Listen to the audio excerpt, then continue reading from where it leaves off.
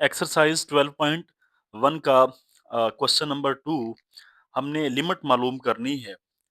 Dear students, आपको ये बात पता होना चाहिए कि लिमिट मालूम करने का फार्मूला ये है कि आप दोनों तरफ n अप्रोचेस टू इन्फिनिटी यानी ये लगा देंगे b n is equal to, यहाँ पे आप limit n approaches to infinity यानी कि n जब टू लार्ज होगा, n जब इन्फिनिटी को अप्रोच कर रहा होगा, उस वक्त बी एन की क्या वैल्यू होगी। अच्छा, इस तरफ भी हमने limit n approaches to infinity लगा दिया, इस तरफ भी हमने limit n approaches to infinity लगा दिया है। डियर स्टूडेंट, आप चेक कर सकते हैं, सिंपल काम है, कोई इसमें रॉकेट साइंस नहीं है, कोई मुश्किल नहीं है। अच्छा, अब रही बात, अगर हम इस इन्फिनिटी को यहाँ पे पुट कर देते हैं, ये इन्फिनिटी ज़रब दो इन्फिनिटी, आगे ये सारा इन्फिनिटी बन जाएगा। और जब नीचे हम यहाँ पर इन्फिनिटी पुट करेंगे तो ये यहाँ पर भी इन्फिनिटी बन जाएगा। तो बेसिकली ये इन्फिनिटी बाय इन्फिनिटी फॉर्म है जो मैथमेटिक्स के अंदर नाकाबिले कबूल समझी जाती है। मैथ के अंदर इस तरह की फॉर्म को सही नहीं समझा जाता। मैथमेटिक्स के अंदर आपने इस फॉर्म को हल करना है। आइए हल करते हैं, इस इन्फिनिटी बाय इन्फिनिटी फॉर्म को खत्म करने की कोशिश करते हैं। अच्छा जी, ये बन क्यों रही है? क्योंकि एन आ रहा है, नीचे भी एन आ रहा है। Let us solve this question. Limit n approaches to infinity, लिहाजा n को हम नहीं पुट कर सकते।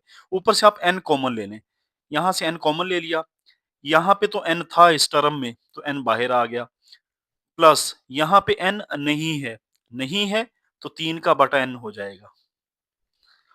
आप जब दोबारा n को इधर अंदर मल्टीप्लाई करेंगे 2n, n इससे मल्टीप्लाई करेगा, n बटे वाले से कैंसिल होके 3 बन जाएगा, वही चीज बन जाएगी।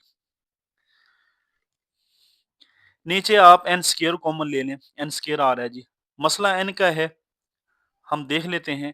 जैसे ही एन स्क्वायर कॉमन लिया, यहाँ पे 1 बच गया, प्लस अब इधर इधर एन स्क्वायर नहीं है तो इसका बटा हम एन स्क्वायर कर देंगे। उम्मीद करता हूँ आपको ये बात समझ आ रही होगी। ये एन इस एन से कैंसिल आउट हो जाएगा। अब आप इन्फिनिटी को पुट कर दें, इस वैल्यू को लगा दें, सिंपल 2 जमा 3 बटा इन्फिनिटी बटा, यहाँ पे इन्फिनिटी लगा दें 1 प्लस 1 ओवर, यहाँ पे जब इन्फिनिटी लगाएंगे तो आपके पास ये बात है जी। अच्छा जी, ये बात बड़ी तयशुदा बात है, आपको पता होना चाहिए। यहाँ पे मैं समझा भी देता हूँ कि कोई भी चीज़ हो, उसका बटा अगर इन्फिनिटी हो, आंसर हमेशा 0 आता है। ये बात तयशुदा बात है, ये फ़ॉर्मूला है। अगर 0 इधर आ जाएगा, 1 और 0 इन्फिनिटी होता है, 1 और इन्फिनिटी 0 होता है।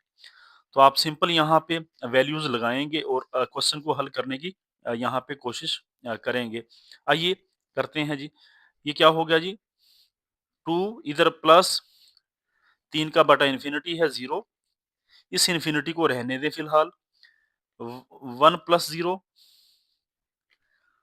अच्छा ये 2 प्लस 0 2 होता है, सिंपल 2 लिखें जी यहाँ पे, ओवर 1 प्लस 0 1। नीचे अलमुख्तसर बात ये है कि इन्फिनिटी बच गया, 2 बटा इन्फिनिटी कितना जवाब आएगा? किसी भी चीज़ का बटा इन्फिनिटी हो, आंसर हमेशा 0 आता है। लें जी, ये क्वेश्चन था जिसकी हमने लिमिट फाइंड करनी थी bn की, और आपके पास लिमिट आ चुकी है। बड़ा ईज़ी है, कोई मुश्किल नहीं है।